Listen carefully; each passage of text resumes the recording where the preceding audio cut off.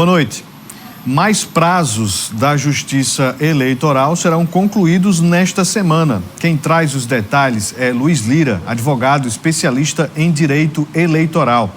E mais, o FERSA realiza consulta acadêmica amanhã em Mossoró e nos outros 3 campi da universidade. O cenário político está no ar.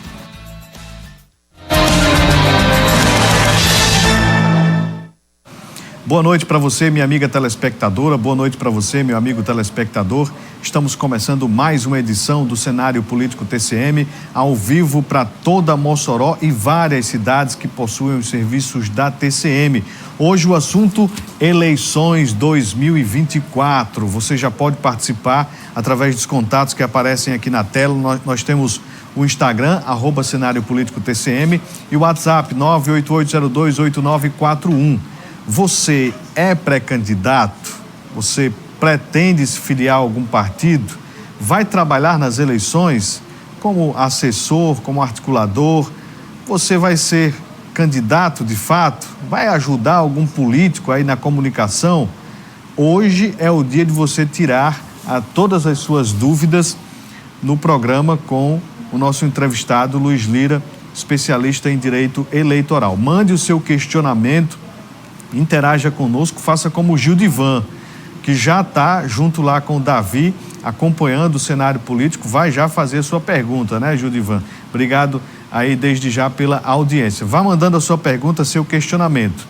Vamos aqui a uma participação ao vivo no nosso programa. Sucesso em sua primeira edição. O Partage Mossoró realiza nesta quarta-feira o Fórum de Desenvolvimento do Varejo de Mossoró e região. O evento será um momento importante para discutir as principais tendências econômicas do Oeste Potiguar, reunir pessoas, negócios, ideias e objetivos em prol do desenvolvimento da região. Vamos ao vivo com informações direto do Partage com Natália Rebouças. Boa noite, Natália.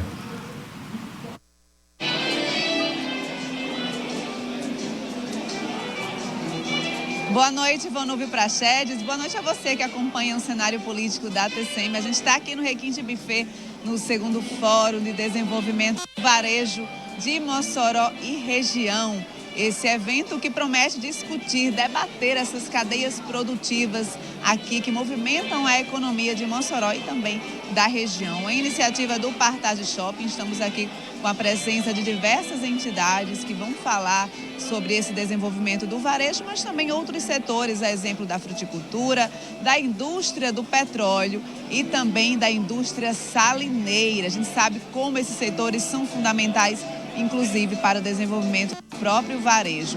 Temos aqui também o prefeito de Mossoró que vai participar desse debate no painel, vai trazer algumas informações sobre parcerias público-privadas, como o setor público tem incrementado a economia local através de parcerias e do impulso ao desenvolvimento da cidade. Muita gente chegando aqui para esse 2º Fórum de Desenvolvimento Econômico de Mossoró e região. Esse fórum que não é anual, ele acontece a cada 2 anos aqui na cidade. Já tem se consolidado nessa importância como um local de debate, de aprimoramento das discussões em torno dos setores produtivos da cidade, bem como falar dessa importância de Mossoró como uma cidade polo, como uma cidade referência, falar de geração de empregos, de capacitação, de qualificação de mão de obra. São temas importantes e fundamentais que são abordados aqui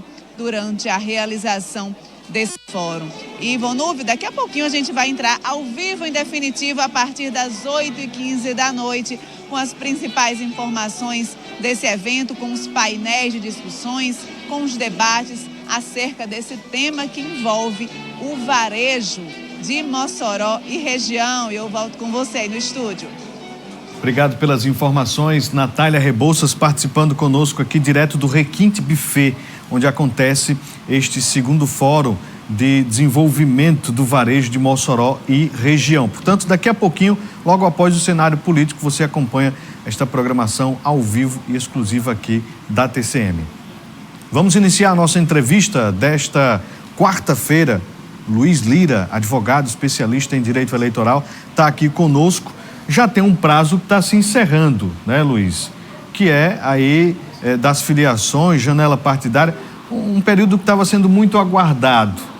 E vai até quando? Vai até que dia? Até que horas essas datas? Boa noite, seja mais uma vez bem-vindo aqui ao Cenário Político. Boa noite, Vanúvio. Boa noite a todos que nos assistem pela TCM. É um prazer estar aqui de volta para falar um pouquinho sobre direito eleitoral, sobre eleições. E, de fato, a gente tem agora, essa semana, vários prazos se encerrando. Nós temos prazo de filiação partidária, nós temos a janela partidária para os vereadores trocarem de partido, que se encerra na próxima sexta-feira. E nós temos, lembrando, o prazo de desincompatibilização para aqueles que pretendem ser candidatos e que a legislação exige que se afastem do cargo público com 6 meses da eleição. Sábado faltam 6 meses para a eleição, então é outra data importante que a gente precisa lembrar. Mas a gente vai ter na sexta-feira, dia 5, o prazo final, o fechamento da janela partidária. É o último dia para que os vereadores com mandato possam trocar de partido sem autorização da atual sigla, do atual partido onde ele está, não correndo nenhum risco de infidelidade partidária. Teremos ainda, no dia seguinte, dia 6, o último dia de filiação partidária. Então, é a data final para que aqueles que pretendem se candidatar estejam com o domicílio eleitoral no local onde pretende ser candidato e filiado a um partido político. Quem não cumprir essa regra está fora do jogo. Está fora, literalmente, porque não vai conseguir sequer se candidatar. Luiz, onde é que acontece esse processo de mudança? Para quem é vereador e precisa aproveitar essa janela eleitoral, mudar de partido. Essa mudança de partido, ela acontece por meio da Justiça Eleitoral, no cartório, no site do partido, e essa atualização do domicílio eleitoral acontece também via online ou no cartório? Como é que isso acontece? Vamos lá. A filiação partidária, ela é feita por um sistema que os partidos políticos têm acesso, chamado Filia, que é interligado ao Tribunal Superior Eleitoral. Então, os partidos são quem filiam ou desfiliam os candidatos, os pré-candidatos. Então, na hora que Luiz vai se filiar a um partido, basta que o partido vá lá, preencha o meu cadastro, no exemplo, e aí eu já devo estar filiado. Hoje temos uma vantagem que esse sistema, ele funciona, ele tem atualização todos os dias. Antigamente saía uma lista em alguns meses do ano e aí você teria que ver se seu nome estava filiado ou não. E isso trazia muito problema, porque às vezes chegava no registro de candidatura e aí dizia, não, mas você não está filiado e você teria que provar essa filiação. Mas essa obrigação é do partido. Mas eu sempre digo aos pré-candidatos que já se filiaram e aos que vão se filiar até sábado agora, teremos alguns eventos, inclusive aqui na cidade, que publicizem essa filiação. Porque o Tribunal Superior Eleitoral entende que aquela ficha de filiação ela não é prova suficiente, porque ela pode ser preenchida manualmente a qualquer momento.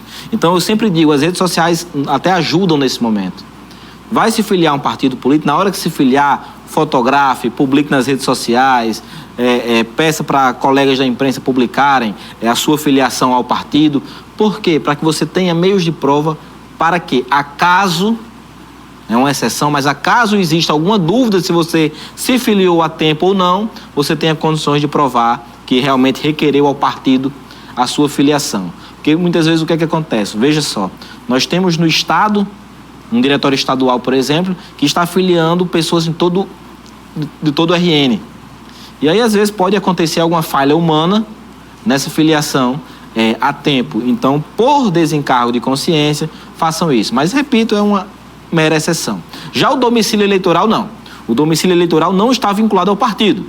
O domicílio eleitoral, cada pessoa que pretende alterar seu domicílio eleitoral, lembrando que, via de regra, você que está em casa que não pretende ser candidato, pretende tão somente votar, transferir seu título, você pode mudar até dia 8 de maio.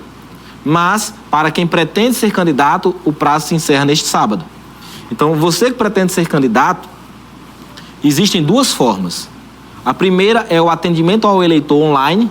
No próprio site do TSE você pode fazer esse requerimento. Ou você pode ir presencialmente ao cartório eleitoral, na zona eleitoral na qual você terá o domicílio eleitoral.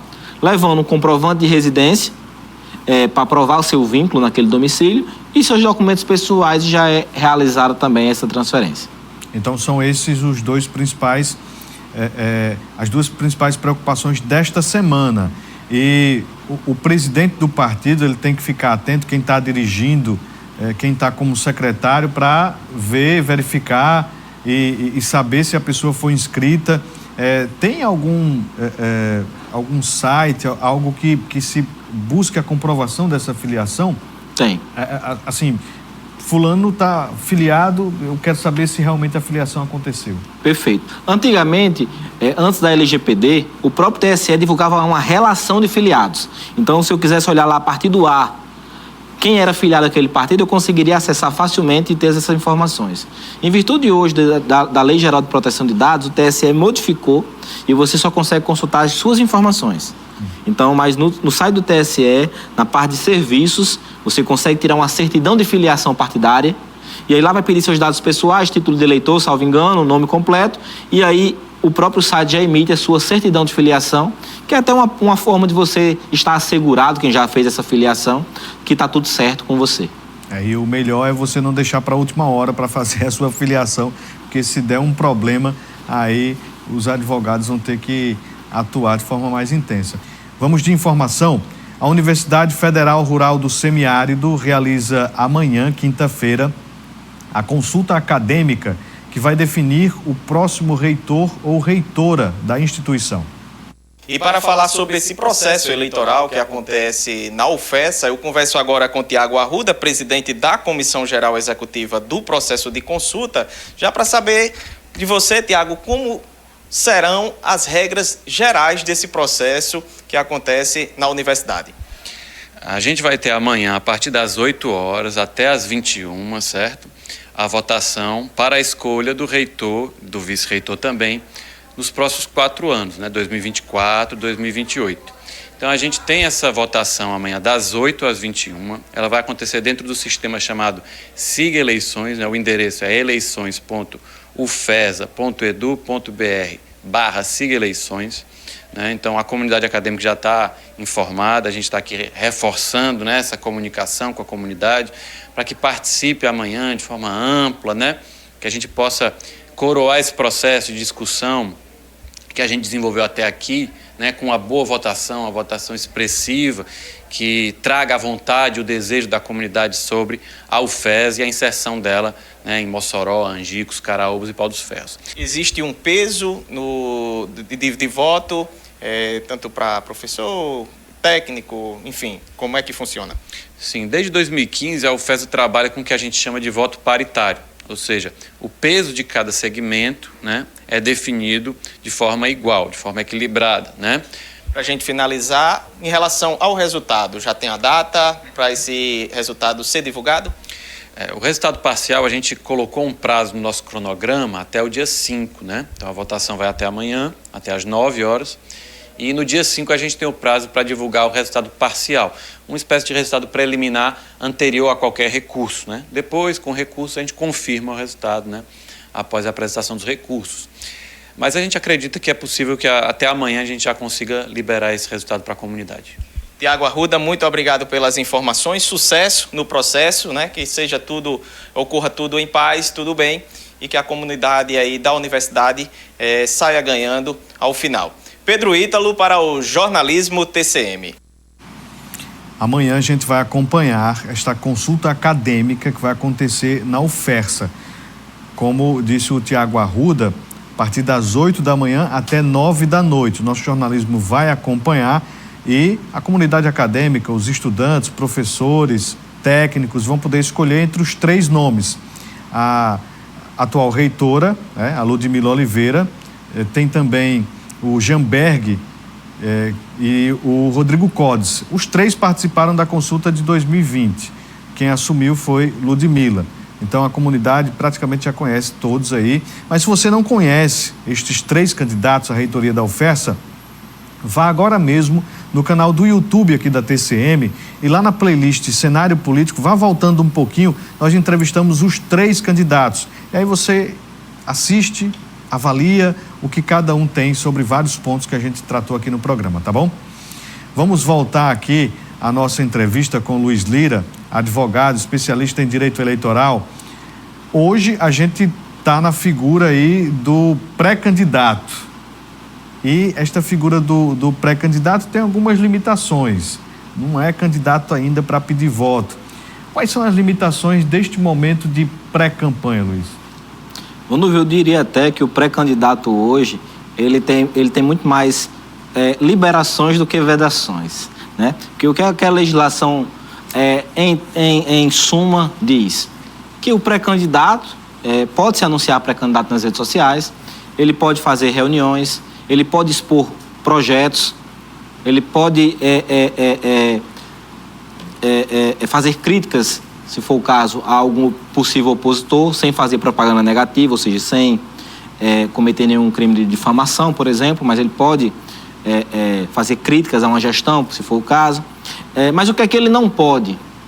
Ele não pode praticar atos de campanha, e dentre elas a principal, que é o pedir voto. E lembrando que o pedir voto é de forma explícita. E o que é que isso significa? Que não se resume somente ao vote em mim, ao vote em fulano. Significa dizer que qualquer expressão que seja dita, que leve o eleitor, leve o cidadão a entender que você está pedindo voto, de forma explícita, ela pode ser considerada pedido de voto. Então, eu sempre falo que tem uma linha tênue aí no discurso dos pré-candidatos, que você pode se expor, pode dizer, olha, eu sou pré-candidato, olha, Vanúvio, eu tenho esse projeto, eu pretendo me candidatar, eu quero contar com o apoio de todos, que me acompanhem aí nesses 45 dias quando iniciar a campanha, mas eu não posso pedir o voto. Então, veja que, principalmente para você que é da comunicação, veja como é uma linha bem tênue que você não pode romper. Mas também não pode praticar qualquer ato, como eu falei, de campanha. Eu posso botar um palco e fazer um comício? Não. Eu quero fazer uma carreata. Pode? Não. Apesar que a gente tem visto até em algumas cidades já esse tipo de ato de carreata. Então, eu quero... E outra coisa, meios, que a legislação fala de meios proscritos, ou seja, o que é proibido na campanha é proibido na pré-campanha. Eu quero colocar um outdoor. Pode? Não. Se na campanha não pode, na pré-campanha também não, né? Então, são esses os cenários principais que na pré-campanha você tem essa vedação, mas dá muita liberdade, como, por exemplo, as redes sociais. Você pode fazer vídeos, você pode fazer publicações. O pessoal gosta muito de fazer, apesar que eu nunca vou orientar o pré-candidato a fazer isso, às vezes é um grupo de apoio ali, de amigos, enfim, e faz um adesivo do carro, tô com fulano. Fulano, né? 2024. Se for pré-candidato, ele está emitindo material gráfico, então já não pode. Luiz, mas tem uma coisa que é muito usado, quando você falou aí das carreatas, das manifestações, dizendo que não é uma manifestação de iniciativa popular. Tem muito disso, né? E pode dar problema isso aí? Tem. Inclusive o TSE, julgando um caso de 2020, até que eu fiz essa consulta recentemente para conversar com um cliente nosso, ele diz o seguinte, que o ato de carreata, se tiver a participação do candidato, ele tem ciência daquilo ali, então está sujeito a propaganda antecipada e, consequentemente, multa, né? Agora, concordo, muitas vezes, em muitas cidades, principalmente onde a eleição é mais inflamada, mais interiorizada, mais enraigada, às vezes o cara faz uma conversa na esquina e, de repente, se forma uma carreata. Mas ele não pode estar em cima do carro. Mas ele não inventa de participar, não toca em músicas de campanha, até porque não estamos no momento ainda, né? Obviamente não pediremos voto, mas eu sei que realmente às vezes, e fazendo a defesa dos pré-candidatos aqui, muitas vezes eu sei que acontece realmente. As pessoas ali, os apoiadores, se empolgam e saem na rua, às vezes até para provocar o adversário, né? Mas acontece, mas existe essa cautela que o pré-candidato precisa ter, para que evite que ele seja condenado por alguma propaganda antecipada. A gente tem agora o prazo que a gente comentou no bloco anterior, da filiação partidária, mas a figura do político só se torna candidato nas convenções. O partido ainda precisa dar o aval, dar ali a permissão para ele ser candidato, ou ele já está ali de boa, já está afiliado, já foi acordado agora neste momento, ou isso pode mudar, depender do partido? Vamos lá. Via de regra, as convenções partidárias hoje, elas se tornaram nada mais do que um ato formal. Nós sabemos que as pessoas, esses eventos de lançamento de pré-candidatura, de atos de filiação, nada mais são do que convenções antecipadas na prática. Mas a legislação exige que de 20 de julho a 5 de agosto os partidos façam suas convenções, que é o momento onde oficialmente se escolherão os candidatos. Então, com a ata da convenção, é onde teremos os candidatos daquele partido, daquela coligação que será formada para a majoritária, né? Já que nas proporcionais se encerrou. Então, é naquele ato. Então, até lá são pré-candidatos. Na convenção são os candidatos e ainda tem o ato seguinte, que é que eles têm até dia 15 de agosto para registrar a candidatura. Então, registrando é onde realmente, indiscutivelmente, ele é candidato, e aí ele vai ter que seguir todo o regramento das eleições. Você já viu algum problema na justiça daquele que fez toda uma pré-campanha, fez toda ali uma junção de eleitores, de apoiadores, e na convenção, por uma questão matemática, a pessoa foi colocada de fora, enfim, negaram ali, como se diz, a legenda? Acontece, é raro, mas acontece, e aí a gente acaba surgindo uma discussão até judicial, porque havendo vagas dentro da nominata do partido, ele pode pleitear o seu ingresso judicialmente, e aí vai para uma discussão do pré-candidato com o partido, que é muito raro acontecer pelos alinhamentos anteriores que são feitos e também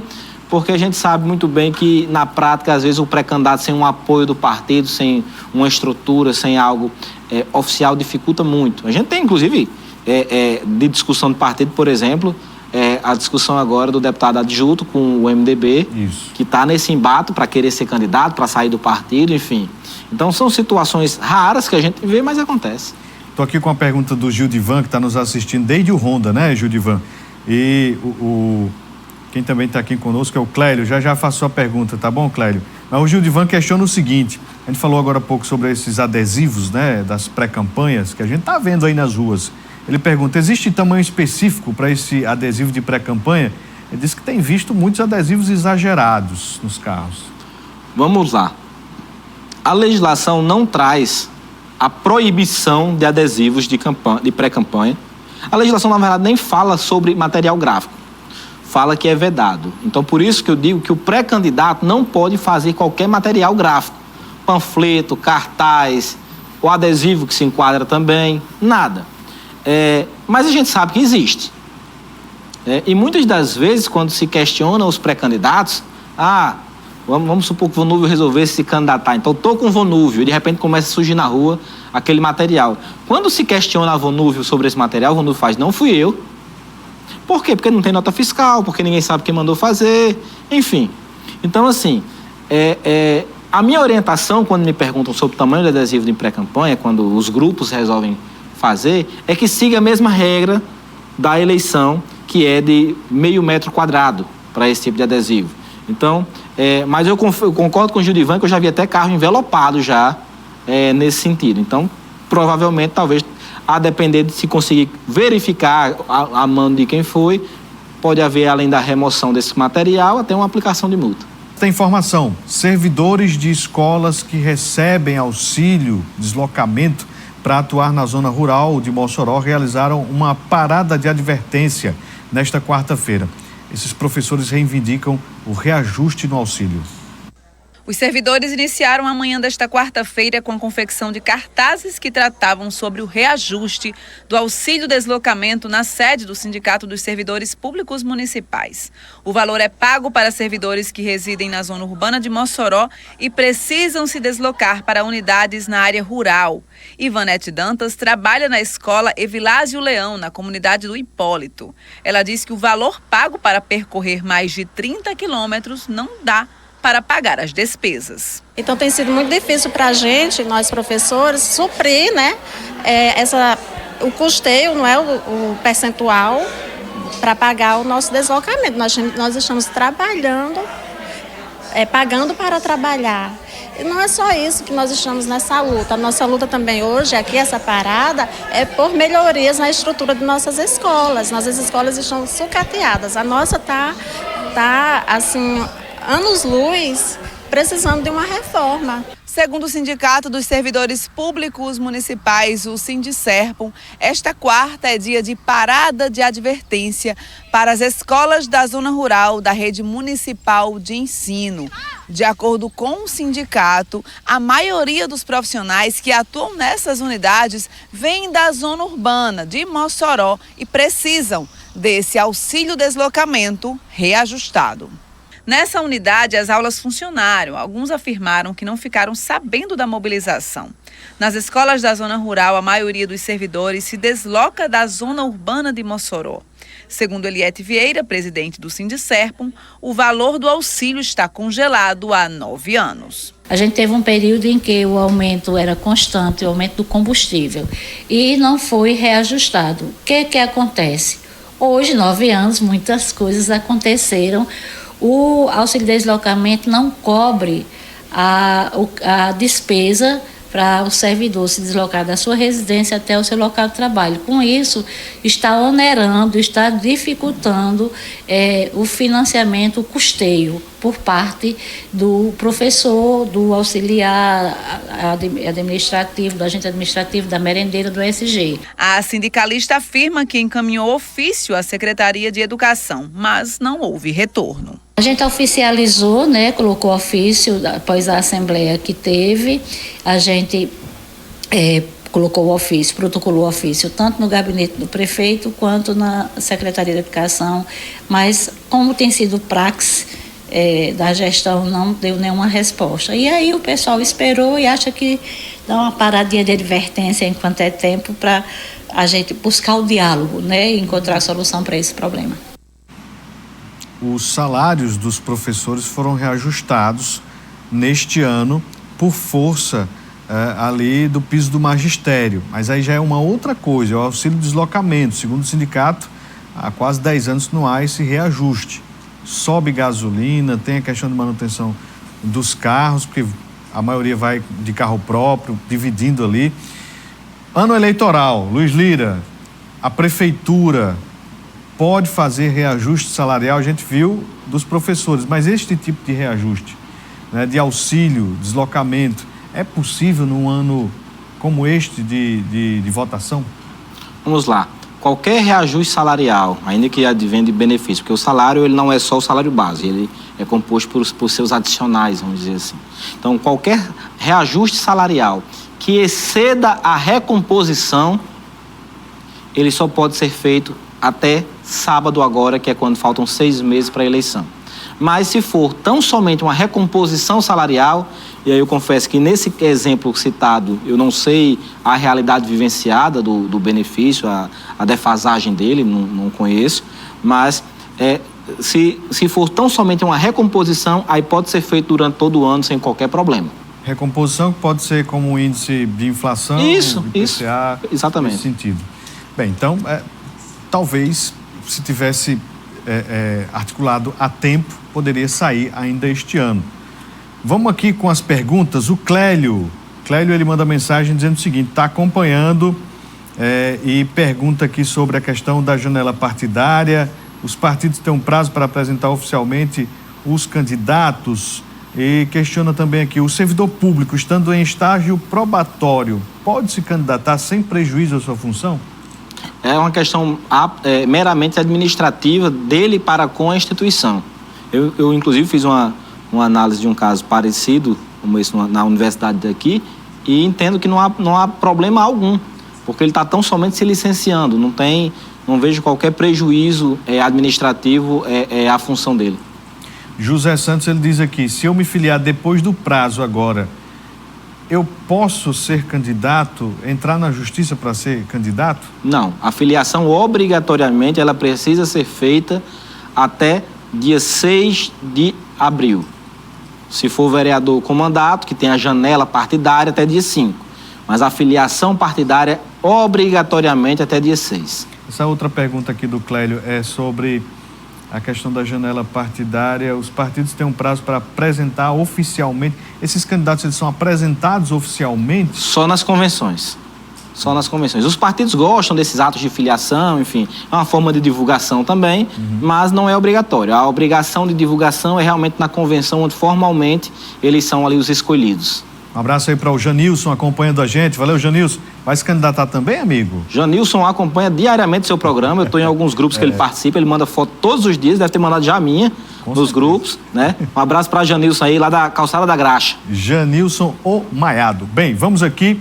Nós temos aqui conosco o Luiz Lira. Luiz Lira é seu primo. Ele pergunta aqui. Bem, pergunte aí se o gestor municipal pode ficar em ano eleitoral anunciando obras, fazendo propaganda sobre a gestão.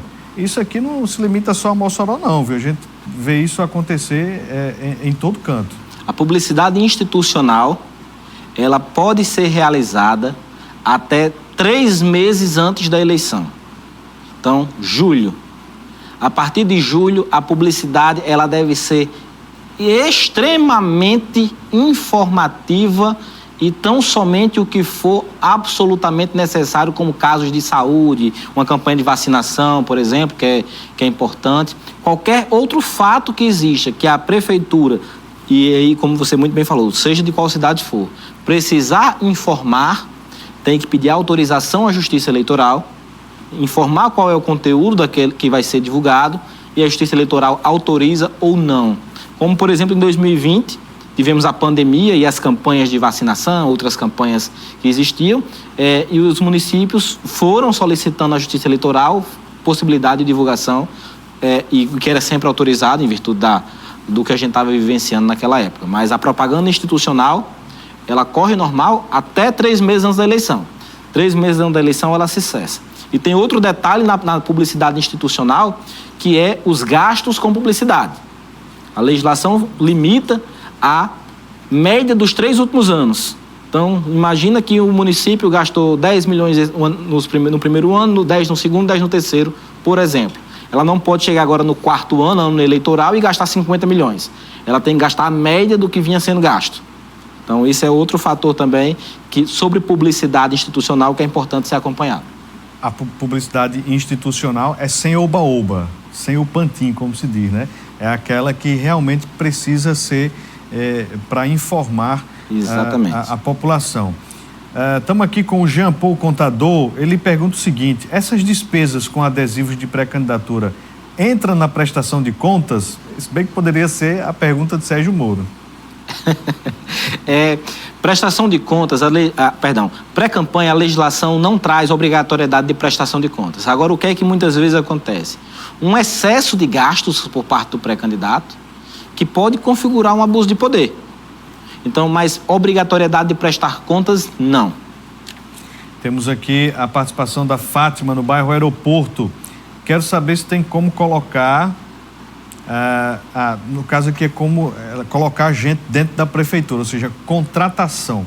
Existe um período para, a gente falou sobre reajuste salarial, e para contratação das prefeituras, tem um prazo? Nomeação e exonerações, elas são livres desde que não configurem abuso ou perseguição política ou acordo político. Vamos supor, tal grupo político não vai me acompanhar, eu vou exonerar aqui 50 pessoas, enfim. Ou ao inverso também, conseguir aqui o apoio de um determinado grupo político, vou nomear aqui 50, 100 pessoas. Não sendo casos em que se comprove essa ilegalidade, a nomeação e exoneração aí é de livre iniciativa do gestor. Essa pergunta sobre os adesivos da pré-campanha aqui está pegando. O Roberto Melo, ele pergunta mais uma vez: boa noite, já posso colocar os adesivos no carro do nosso candidato? Calma, tenha calma. Eu aconselho sempre que tenha calma. Da minha boca jamais vai receber a orientação que faça. Mas, repito, eu sei que acontece, eu sei que fazem, aí vai ficar ao bel prazer, mas lembrando que nesse conteúdo não pode haver pedido de voto. O João da UPA está aqui conosco, o João, diretor lá da unidade de pronto atendimento, ali do bairro Belo Horizonte, está aqui conosco. E tendo aqui a participação do João, me vem uma outra questão, porque a gente vê também os nomes dos candidatos. O que pode e o que não pode nessa escolha dos nomes dos candidatos? Está longe ainda da convenção, da campanha propriamente dita, mas agora já é para muitos deles, dentro da pré-campanha, desse trabalho do marketing, né? Desse trabalho de expectativa. O que pode e o que não pode na escolha do nome? Vou mandar primeiro um abraço para João, que sempre muito solícito, muito gentil, exercendo a sua função. E João me fez essa pergunta, curiosamente, ontem, sobre o nome que pode ser utilizado pelo pré-candidato. UPA, SAMU, por exemplo, que existiam alguns candidatos aqui na cidade que usavam o SAMU, ou qualquer nome que faça alusão a local público, bem público, não pode ser utilizado. A Justiça Eleitoral, a legislação entende que você está querendo se valer daquele local, daquele bem, enfim, que é público, para angariar votos. Então, por mais que muitas vezes as pessoas sejam conhecidas, né, como fulano do SAMU, fulano da UPA, fulano do hospital, fulano do cemitério, enfim, por aí vai, esses nomes não podem ser utilizados. Não pode também nomes que tragam, deixa eu achar até a melhor expressão, que difamem a pessoa, que tragam um achincalhamento para a candidatura, não podem também ser utilizados. E, no mais, fica a livre iniciativa desde que não ultrapasse 40 caracteres, que é o que pede a urna para caber lá no local. Fora isso. Botar 40 caracteres. É muita coisa, viu? É muita coisa. O Luiz Lira é o nosso entrevistado, é o Luiz Aires. Luiz Aires, eu fiz a sua pergunta, eu só errei seu nome, mas a sua pergunta eu fiz aqui, eu coloquei você como primo aqui do nosso entrevistado, mas é Luiz Aires, mandei sim a sua, fiz sim aqui a sua pergunta, tá bom? Obrigado pela audiência. Temos aqui mais perguntas. O José Santos, José Santos pergunta aqui sobre a questão dessa preparação da equipe de campanha. O momento é agora para essa contratação de advogado, contratação de contador, da equipe de marketing? O momento é ideal? A pergunta é excepcional, inclusive. Em todos os locais onde eu vou, eu digo que a campanha já começou. A gente fala em pré-campanha, mas de fato a campanha, para quem pretende se candidatar, ela já começou. E isso exige do pré-candidato que já busque uma equipe de marketing de agora. Na verdade, já deveria ter buscado, mas que busque de agora uma equipe de marketing para trabalhar seu nome, sua pré-candidatura, para futuramente sua candidatura, enfim. Que busque uma assessoria jurídica para tirar essas dúvidas. Veja como surgem dúvidas dos pré-candidatos, seus assessores. Então, busquem assessorias jurídicas, busquem assessorias contábeis, para que você já vá se preparando, se organizando, para quando começar a campanha você não fique perdido. Eu posso gastar? Quanto é que eu vou receber? Quanto é que eu posso gastar? O que é que eu posso...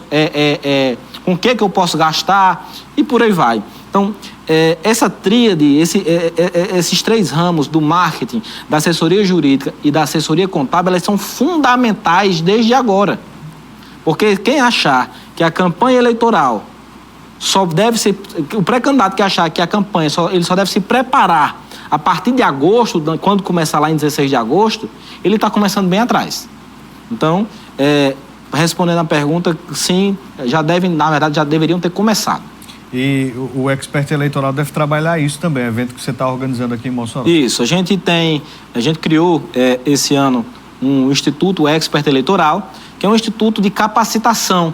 É um instituto de capacitação de quem? Do pré-candidato, sim, do advogado, do contador, do pessoal de marketing, do pessoal da imprensa, dos assessores, dos estudantes. As pessoas precisam conhecer o direito eleitoral, precisam se antenar às novidades.